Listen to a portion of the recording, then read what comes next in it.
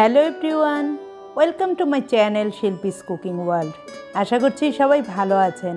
আমলকির পুষ্টিগুণের কথা সবাই আমরা কম বেশি জানি। এর পুষ্টিগুণের কথা বলে শেষ করা যাবে না। আজ আমি আমলকির টক ঝাল মিষ্টি আচার তৈরি করে আপনাদের দেখাবো। এটা তৈরি করা খুবই সহজ।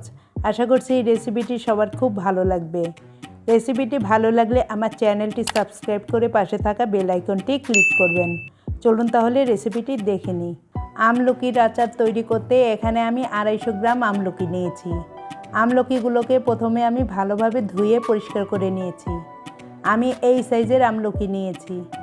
এখন আমি আমলকিগুলোকে সিদ্ধ করে নেব। এজন্য এখানে একটি প্যানে পর্যাপ্ত পরিমাণ পানি নিয়ে পানিটাকে ভালোভাবে গরম করে নিয়েছি। এবার এই পানির মধ্যে আমি আমলকিগুলোকে দিয়ে দিচ্ছি। সেই সাথে দিচ্ছি 1 চা চামচ লবণ। এখন আমি আমলকিগুলোকে 3-4 মিনিট সিদ্ধ করে নেব। 3-4 মিনিট পর আমলকিগুলো সিদ্ধ হয়ে গিয়েছে।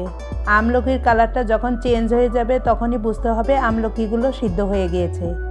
এবার আমি আমলকিগুলোকে পানি থেকে তুলে পুরোপুরি ঠান্ডা করে নেব। এখন আমলকিগুলো ঠান্ডা হয়ে গিয়েছে।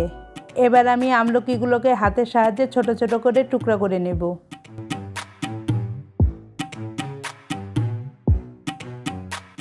আমি কিভাবে এই কাজটা করছি তা আপনারা স্ক্রিনে দেখে নিশ্চয়ই বুঝতে পারছেন। আর বিচিগুলোকে আমি ফেলে দেব। এখন সবগুলো আমলকি আমি এভাবে ছোট ছোট করে টুকরা করে নিয়েছি। এবার আমি আচারের জন্য একটি মশলা তৈরি করব। এখানে আছে 2টি শুকনা মরিচ, 1 চা চামচ পাঁচফোড়ন, 1/2 চা চামচ মৌরি বা মিষ্টি জিরা, 1/2 চা চামচ জিরা, আর আছে 1/2 চা চামচ ধনিয়া। এখন এগুলোকে আমি একটু ভেজে নেব। এখানে একটি ফ্রাইং প্যান চুলায় বসিয়ে তাতে প্রথমে দিচ্ছি 2টি শুকনো মরিচ। শুকনো মরিচগুলো হালকা ভাজা হলে দিয়ে দিচ্ছি বাকি মশলাগুলো। এখন চুলার আঁচ লোতে রেখে মশলাগুলোকে কন্টিনিউয়াসলি নেড়েচেড়ে মুচমুচে করে ভেজে নেব। চুলার আঁচ বাড়িয়ে মশলাগুলোকে ভাজলে এগুলো পুড়ে যাওয়ার চান্স থাকে। মশলাগুলোর কালারটা যখন চেঞ্জ হবে এবং মশলা ভাজার একটা সুন্দর অ্যারোমা পাওয়া যাবে তখন বুঝতে হবে মশলাগুলো ভাজা হয়ে গিয়েছে। এখন আমার মশলাগুলো ভাজা হয়ে গিয়েছে। আমি এগুলোকে চুলা থেকে নামিয়ে ঠান্ডা করে ব্লেন্ডারে ব্লেন্ড করে নেব। এখন মশলাগুলোকে আমি ব্লেন্ড করে নিয়েছি। আপনারা পাটায়ও পিষে গুঁড়ো করে নিতে পারবেন। এখন মশলাগুলোকে এক সাইডে রেখে আমি আচার তৈরি করতে চলে যাচ্ছি। এখানে একটি প্যান চুলায় বসিয়ে তাতে দিয়ে দিচ্ছি 1/4 কাপ সরিষার তেল। তেলটা গরম হলে এতে একটি তেজপাতা ছিঁড়ে দিয়ে দিচ্ছি।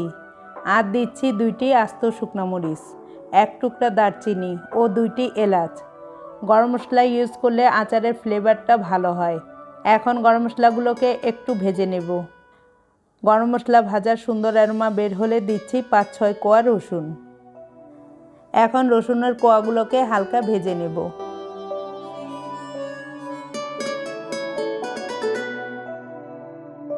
রসুনের কোয়াগুলো হালকা ভাজা হলে দিচ্ছি 1 টেবিল চামচ সরিষা বাটা। আমি সাদা ও কালো সরিষা একসাথে বেটে নিয়েছি। আপনারা যে কোনো এক ধরনের সরিষা বাটা এখানে ইউজ করতে পারবেন। সেই সাথে দিচ্ছি 1/4 চা চামচ হলুদের গুঁড়া এবং 1/4 চা চামচ লাল মরিচের গুঁড়া।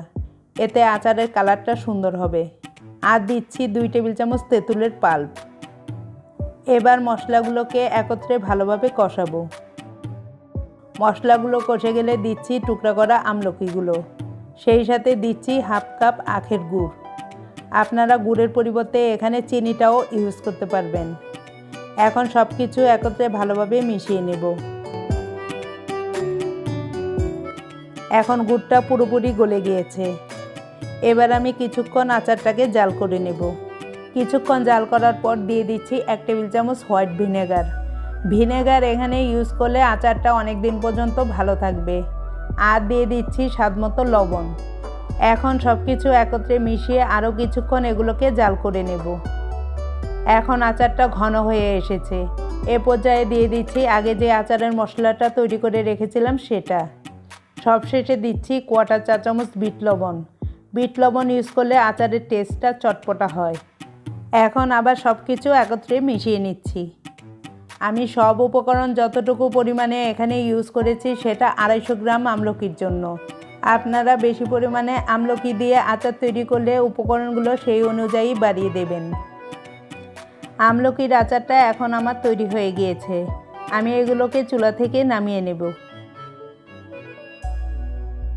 এই তো খুব সহজেই তৈরি হয়ে গেল আমার লোভনীয় স্বাদে আমলকির টকঝাল মিষ্টি আচার। এই আচারটাকে ঠান্ডা করে একটি কাচের জারে রেখে দিলে অনেক দিন পর্যন্ত ভালো থাকবে। এটা দেখতে যেমন লোভনীয়, খেতেও ভীষণ টেস্টি। আমলকির সিজন শেষ হওয়ার আগেই আপনারা আমার রেসিপিটি ফলো করে বাসায় এটা ট্রাই করতে পারেন। রেসিপিটি ভালো লাগলে লাইক, শেয়ার ও কমেন্ট করে সাথেই থাকবেন। আজ এ পর্যন্তই। ভালো থাকবেন এবং সবাইকে ভালো রাখবেন। বাই।